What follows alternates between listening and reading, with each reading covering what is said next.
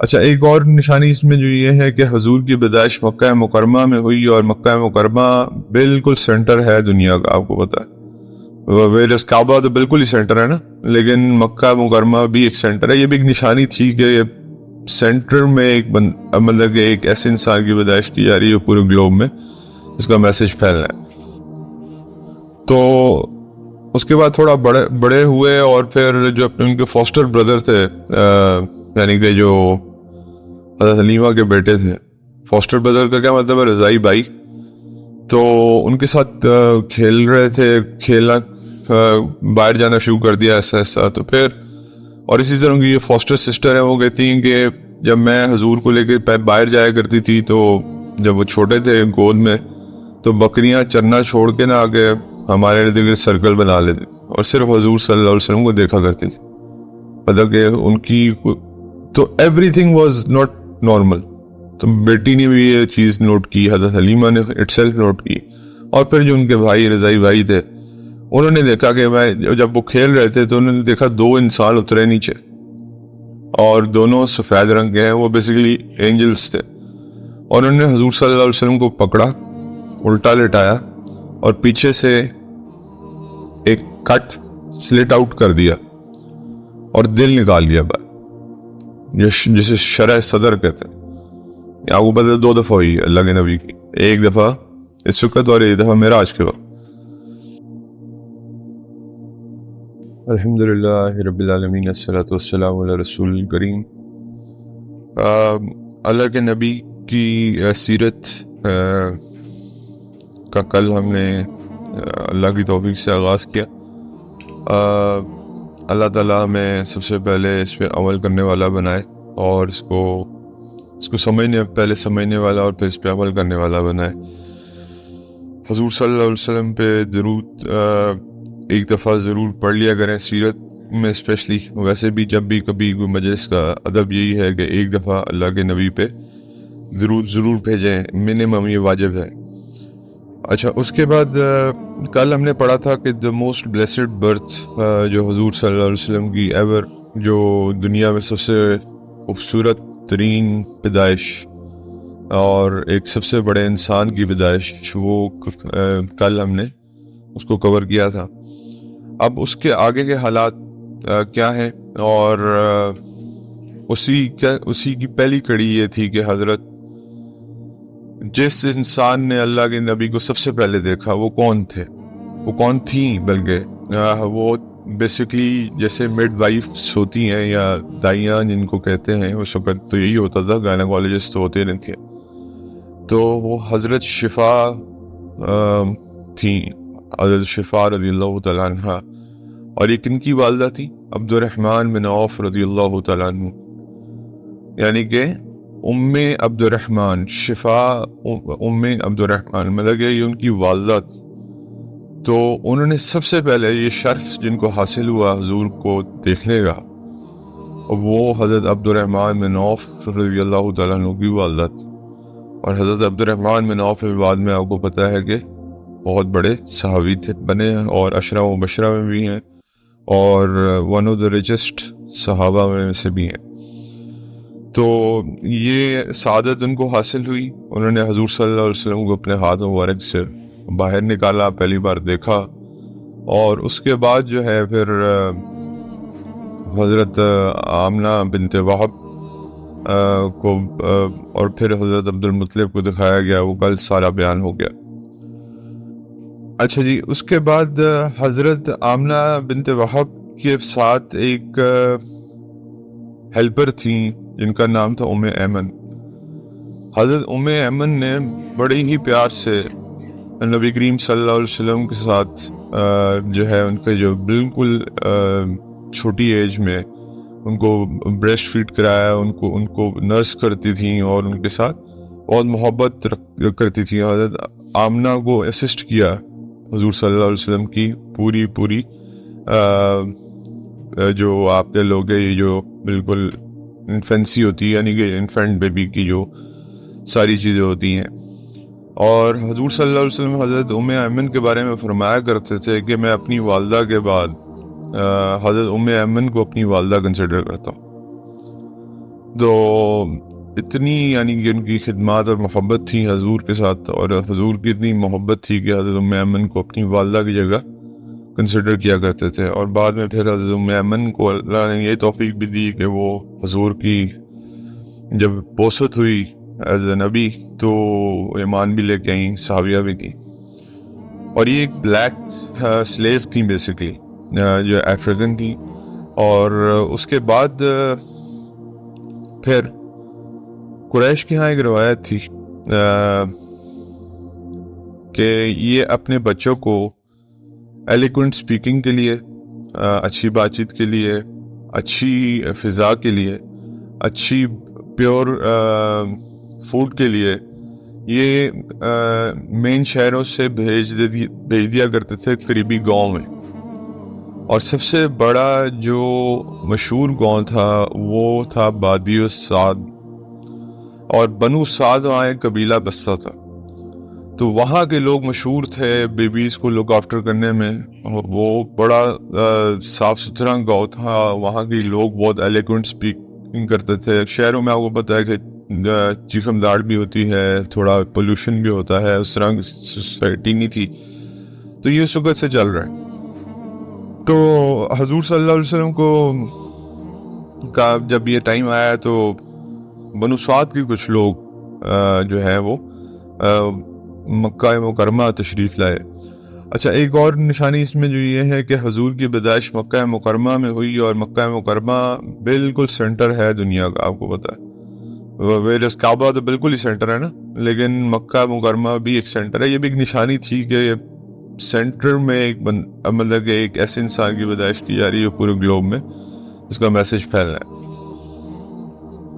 اب حضرت حلیمہ سعدیہ، اب یہ کنورجن ہونے جا رہی ہے فرام ام ایمن ٹو حلیمہ سعدیہ رضی اللہ تعالیٰ عنہ.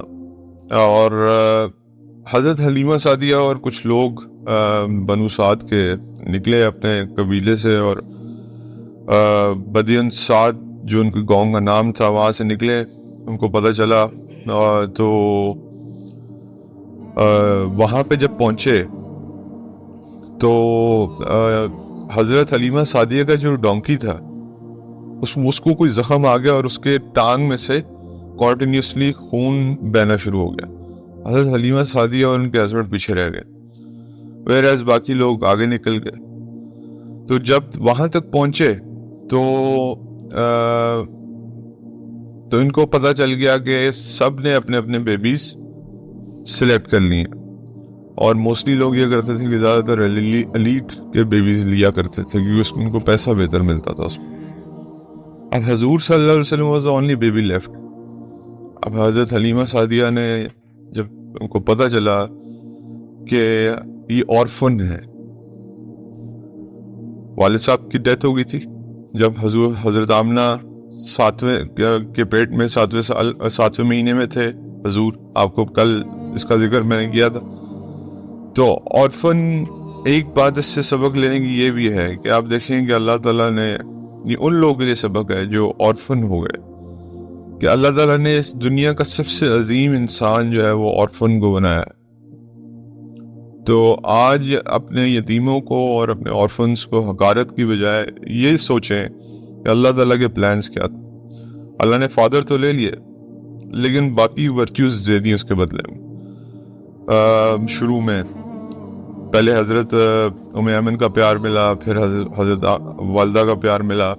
الٹیمیٹلی وہ بھی ایسا جاتا جائے گا، لیکن اللہ تیار کر رہے تھے بڑے مقصد کے لیے.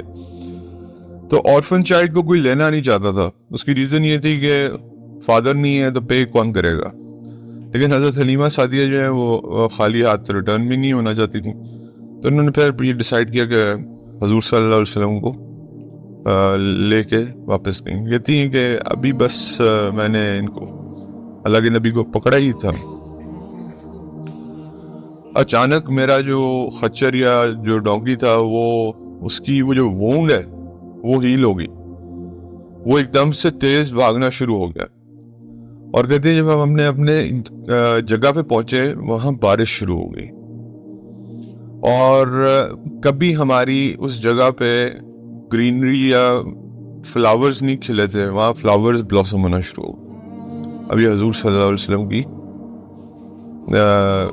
کتنی بڑی رحمت ہے. تو حضرت حلیمہ سعدیہ کہتی ہیں کہ پھر ہمارے جو بکریاں تھیں وہ ہمیشہ خالی ہوتی تھیں, دودھ بہت کم دیتی تھیں, لیکن ان بکریوں کا دودھ بھی بھر گیا. حضرت حلیمہ سعدیہ خود فرماتی ہیں کہ میری بریسٹ جو فیڈنگ تھی اس میں بس ایک بچے کو میں مشکل سے میرا دودھ پورا آتا تھا, لیکن حضور کی رحمت کی وجہ سے ان بچوں کا بھی دودھ پورا ہوا اور اللہ کے نبی بھی دودھ پیا کرتے تھے. تو یہ میریکلز ہیں. ہم کل میریکلز کی بات کریں جو ان کی پیدائش کے وقت ہوا, اور پھر حضرت حلیمہ سعدیہ نے ان کی بلیسنگز دیکھی, اور حضرت حلیمہ فرماتی ہیں کہ بہت ہی کام تھے, بہت ہی کوائٹ اور کام بیبی تھے پروفیٹ صلی اللہ علیہ وسلم. اور اس کے بعد جو ہے تھوڑے سے بڑے ہوئے, اور ایک اور روایت جو آتی ہے حضور صلی اللہ علیہ وسلم کے بارے میں کہ وہ یہ کہ حضرت حلیمہ سعدیہ جب ان کو نہانے کے لیے لے کے جاتی تھی تو وہ اس وقت بس رویا کرتے تھے, اور کہتے اس وقت تک روتے رہتے تھے جب تک وہ ان کو میں کپڑے نہیں بنا دیتی. یعنی کہ شرم اور حیا حضور کے اندر اس وقت بھی تھی جب بیبیز کو اس چیز کا خیال ہی نہیں ہوتا. تو اس کے بعد تھوڑا بڑے ہوئے, اور پھر جو ان کے فاسٹر بردر تھے, یعنی کہ جو حضرت حلیمہ کے بیٹے تھے, فاسٹر بردر کا کیا مطلب ہے, رضائی بھائی, تو ان کے ساتھ کھیل رہے تھے, کھیلنا باہر جانا شروع کر دیا ایسا. تو پھر اور اسی طرح کی یہ فاسٹر سسٹر ہیں, وہ کہتی ہیں کہ جب میں حضور کو لے کے باہر جایا کرتی تھی تو جب وہ چھوٹے تھے گود میں, تو بکریاں چرنا چھوڑ کے نہ آگے ہمارے ارد گرد سرکل بنا لیتی اور صرف حضور صلی اللہ علیہ وسلم کو دیکھا کرتی تھی. مطلب کہ ان کی تو every thing was not normal. تو بیٹی نے بھی یہ چیز نوٹ کی, حضرت حلیمہ نے اٹ سیلف نوٹ کی, اور پھر جو ان کے بھائی رضائی بھائی تھے انہوں نے دیکھا کہ جب وہ کھیل رہے تھے تو انہوں نے دیکھا 2 انسان اترے نیچے, اور دونوں سفید رنگ کے ہیں, وہ بیسیکلی اینجلز تھے, اور انہوں نے حضور صلی اللہ علیہ وسلم کو پکڑا, الٹا لٹایا, اور پیچھے سے ایک کٹ سلٹ آؤٹ کر دیا اور دل نکال لیا باہر, جسے شرح صدر کہتے ہیں. آپ کو پتہ 2 دفعہ ہوئی اللہ کے نبی کی, ایک دفعہ اس وقت اور ایک دفعہ معراج کے وقت. تو اس کے اندر آپ کو پتہ ہے کہ ایک پوائنٹ ہے, ایک وین ہے جہاں پہ شیطان سب سے زیادہ حملہ کرتا ہے, اور اس وین کو ریموو کر دیا گیا. یہ میرے اور آپ کے اندر جو روحانی بیماریاں ہیں نا, یہ اس وین کی وجہ سے. حضور صلی اللہ علیہ وسلم نے اس کی مثال اپنی حدیث میں سے دی ہے کہ شیطان تمہاری لیفٹ سائڈ پہ مینڈک کی طرح بیٹھا ہے. اگر تم مینڈک کی طرح مثال دی, اگر تم اللہ تعالیٰ کے ذکر میں جب تک مشغول رہتے ہو وہ تم پہ حملہ نہیں کر سکتا. جیسے ہی تم اللہ کے ذکر سے اوبلیویس ہوتے ہو, یعنی کہ ہٹتے ہو, فوراً وہ حملہ کر دیتا. اب وہ ایک بھائی ہیں, وہ اپنا واقعہ بتا رہے تھے, وہ کہتے ہیں میں نماز میں ایک دفعہ نماز پڑھا تھا تو میرے منہ سے نکل گئے 250. تو ساتھ والے نمازی نے پوچھا کہ یار تم یہ 250 کیا کہہ رہے تھے, نماز میں تھے تو یہ 250 کہتا ہے یار میں کیلکولیشن نہیں کر رہا تھا بیٹھ. مطلب اتنی حاوی تھی کیلکولیشنز کہ وہ 250 جو ہے اس کے منہ سے نکل گیا نماز کے دوران. ہماری نمازوں کا بھی حال ہے انفارچونیٹلی, بس منہ سے اللہ تعالیٰ نہ ہی لائے وہ ٹائم کہ ہمارے منہ سے ایسی کوئی بات نکلے. تو اتنا حاوی کر لیا ہم نے دنیا کو اپنے اوپر. تو یہ مینڈک کی طرح شیطان اللہ کے نبی نے فرمایا بیٹھا ہے, جب آپ اللہ کے ذکر سے غافل ہوں گے وہ فوراً حملہ کر دے گا. لیفٹ سائڈ پہ بیٹھا آپ کے, اور جب آپ اللہ کے ذکر میں رہیں گے اس کو حملہ کرنے کا موقع نہیں ملے گا.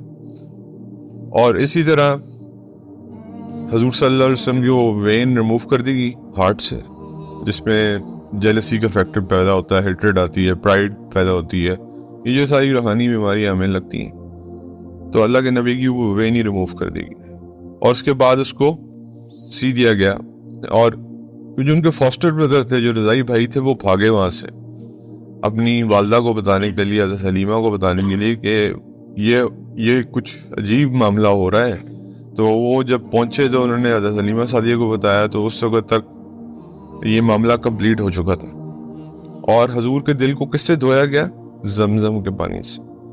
گولڈ باؤل تھا اور زمزم کا پانی تھا اس کے اندر. اب آپ کو سمجھ آ رہی ہوگی کہ زمزم کا کانٹیکٹ اگر آپ کل یاد کریں کہ زمزم پہلے بھی تھا لیکن دبا ہوا تھا کہیں، وہ کیوں اللہ تعالیٰ نے کھلوایا تھا حضرت عبد المطلب کے تھرو؟ کیونکہ حضور کا شرع صدر ہونا تھا. تو ابھی کڑی سے کڑی ملتی ہے اس چیز. اور اس کے بعد زمزم اتنا مبارک پانی ہے کہ اس سے اللہ کے نبی کا دل دھویا گیا ہے.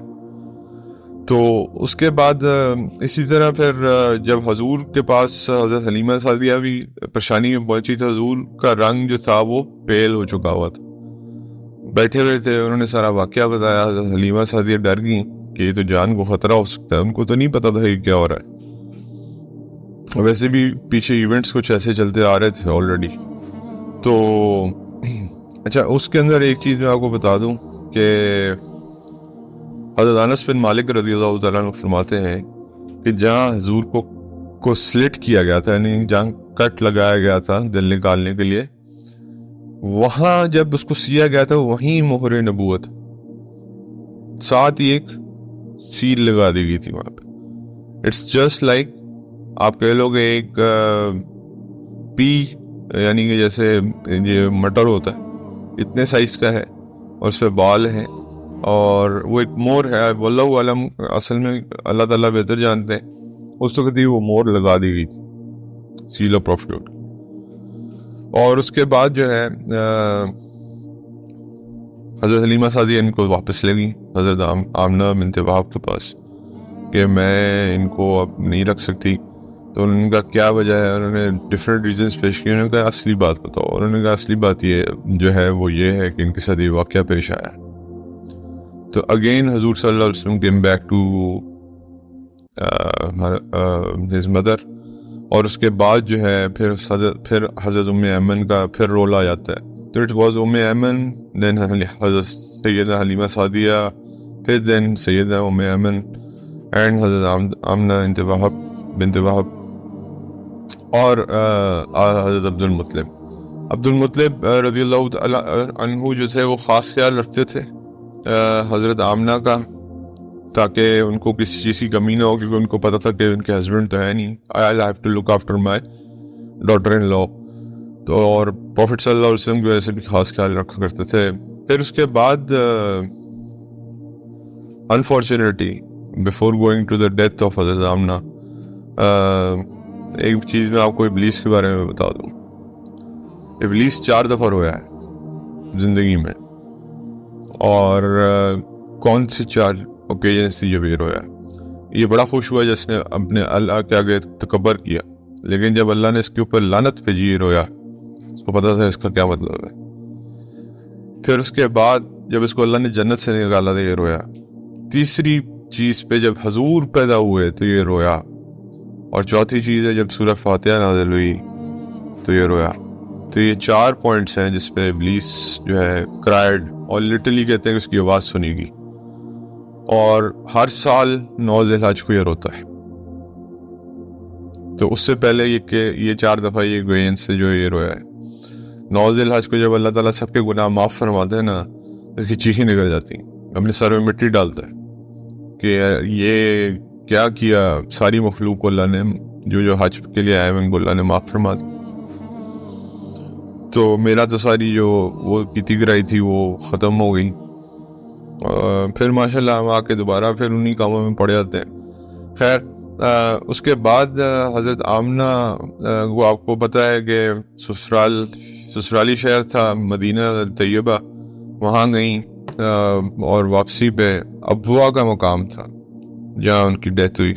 اور پھر حضرت ام ایمن ان کو لا کے حضور صلی اللہ علیہ وسلم کے لیے بڑا مشکل ٹائم تھا. 6 سال کی عمر تھی جو روایات میں آتا ہے، اور 6 سال کی عمر میں it was a very difficult time for Prophet صلی اللہ علیہ وسلم کے والدہ جو ہیں وہ فوت ہو جائے. حضرت ام ایمن کہتی تھی میں ان کو وہ قبر پہ لپٹ گئے تھے، میں ان کو چھڑواتی تھی، وہ پھر لپٹ جاتے تھے، میں چھڑواتی تھی، پھر بڑی مشکل سے کہتی ہیں میں ان کو واپس لائی مکہ. اور پھر حضرت عبد المطلب کے پاس لائی. حضرت عبد المطلب نے اپنا پیار اور بڑھا دیا، کیونکہ اب والدہ بھی نہیں ہے اور والد بھی نہیں. اب اللہ ٹیسٹ کرنا شروع کر گئے. یہ آپ دیکھیے ریلیشن شپس کیسے ختم ہوتے ہیں. اچھا، جن کے پیارے چلے گئے اس دنیا سے، کئی لوگ کہتے ہیں کہ یار اللہ معاف کرے بڑی غلط اور سخت بات کر دیتے ہیں کہ یار تم پہ کوئی اللہ معاف کرے عذاب ہے کہ تمہارے پیارے چلے جاتے ہیں. یہ آزمائش ہے اور اللہ تعالیٰ آپ کو اسٹرانگ بنانا چاہتے ہیں اس چیز سے. تو حضور صلی اللہ علیہ وسلم کی زندگی اس لیے ان کو وہ لارجر کاز کے لیے یاد رکھیے گا تیار کیا جا رہا تھا. پھر حضرت عبد المطلب کا ایک میٹ تھا جو کعبہ کی چھاؤں میں تھا. کسی کی جرت نہیں ہوتی تھی کہ اس میٹ کے اوپر کوئی جا کے بیٹھ سکے. کسی سردار کی جرت بھی نہیں ہوتی. تو ایک دفعہ حضور صلی اللہ علیہ وسلم کرال کرتے کرتے اس میٹ پہ چلے گئے. تو لوگوں نے حضور، ان کو پتہ تھا حضرت عبد المطلب نے ڈانٹنا ہے، تو انہوں نے حضور کو اٹھانے کی کوشش کی. تو حضرت عبد المطلب نے سختی سے منع کر دیا، ان کو بیٹھنے دو، he will be the leader in future. اور پھر eventually at the age of 8 Prophet صلی اللہ علیہ وسلم lost his grandfather also. مطلب کہ محبت کرنے والے 3 خوبصورت ترین لوگ جو ان کی زندگی میں تھے، والد، والدہ، دادا، ایٹ دا ایج آف 8. کئی روایات میں 12 سال آتا ہے، کئی میں 8 آتا ہے، لیکن مطلب کہ کوئی اگر 12 بھی لے لیں تو کوئی ایج نہیں ہے جس میں آپ کے سارے پیارے جو ہیں وہ رخصت ہو جائیں اور اتنے پیار کرنے والے پیارے رخصت ہو جائیں. تو حضور صلی اللہ علیہ وسلم کی یوم پیدائش اس پہ تھوڑا سا اختلاف ہے، لیکن عمومی یہ ہے کہ 12 ربیع الاول ہے. کچھ حضرات 9 کہتے ہیں. ڈیتھ کا کنفرم ہے 12 کا، لیکن پیدائش میں تھوڑا سا اختلاف. حضرت امام غزالی رحمہ اللہ جو ہے وہ 9 کہتے ہیں، لیکن میجورٹی علماء 12 ہی کہتے ہیں. تو ہم 12 کو ہی اسٹک کریں گے کیونکہ میجورٹی کا یہ خیال ہے. اور حضور اس وقت کیلنڈر کو کیسے دیکھا جاتا تھا؟ آج کل ہم کیلنڈر کو کیسے دیکھتے ہیں؟ یہ جو آپ کا گورا کیلنڈر ہے، یہ بیسکلی حضرت عیسیٰ کی وفات کے بعد کا ہے، سوری آسمانوں پہ اٹھانے کے بعد. یہ تو مانتے ہیں نا وفات کا، ہم تو مانتے ہیں کہ حضرت عیسیٰ آسمانوں پہ اٹھا لیے گئے. تو وہاں سے چل رہا ہے. پھر ہمارا جو اسلامک کیلنڈر ہے وہ ہجری، جب ہجرت ہوئی تھی اس سے چل رہا ہے. اس وقت عام الفیل ایک کیلنڈر ہوا کرتا تھا. عام الفیل کا مطلب کیا ہے کہ وہ سال جب ایلیفنٹ نے اٹیک کیا تھا، یعنی کہ ابراہا نے اٹیک کیا تھا، تو اس وقت اس کیلنڈر سے اس کو میئر کیا کرتے تھے.